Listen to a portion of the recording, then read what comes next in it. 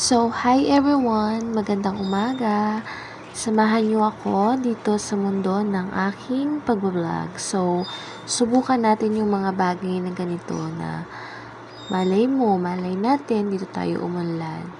So, yung kaganapan pong ito ay noong rest day ko, last Tuesday pa.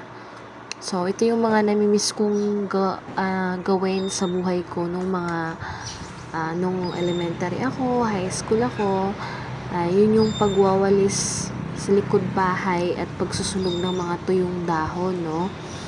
So, kasi ngayon, yung sa edad ko ngayon ba, puro work na. Kasi kung hindi ka mag-work, wala kang makakain. Kung hindi ka maghanap buhay, wala. Lalo na may sinusuportahan ka pang mga nakakabata mong kapatid. Pero, at least, nakakatulong tayo. And okay din naman yun. Satisfying din naman yun. At least, hindi tayo tambay, no?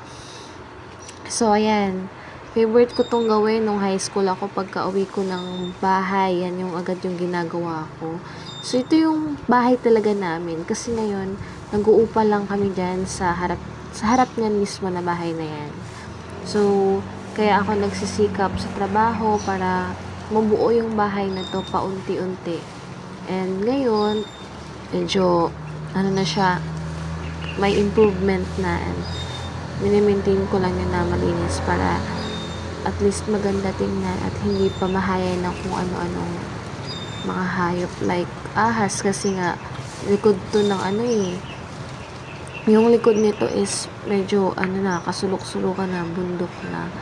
So yun yung pinakadulo. So ayan, nagsunog ako ng mga dahon. Mga 10 AM to ng umaga. So, yan, nagwalis-walis lang ako. Tapos, dyan sa likod niyan, guys, malinis na yan. Kasi yung mama ko naman, masipag naman maglinis ng mga paligid-ligid.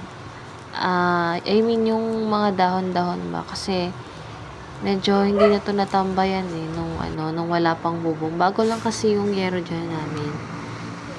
So, nung nalinisan na, na si mama, naghawan. Hindi ko alam yung Tagalog na term. Basta nagputol-putol siya ng mga kahoy. So, ayan yung paligid, yung harap ng nagiging bahay namin. So, ayan yung napaayos kong bahay.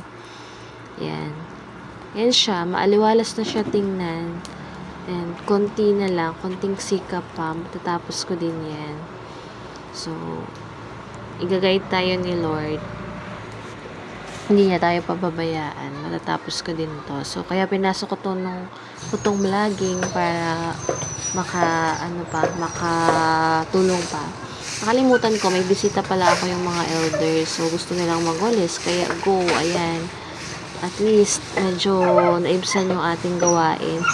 Ito nga pala, guys, yung harap ng bahay. Dito kami nung upahan ngayon. Ayan si mama.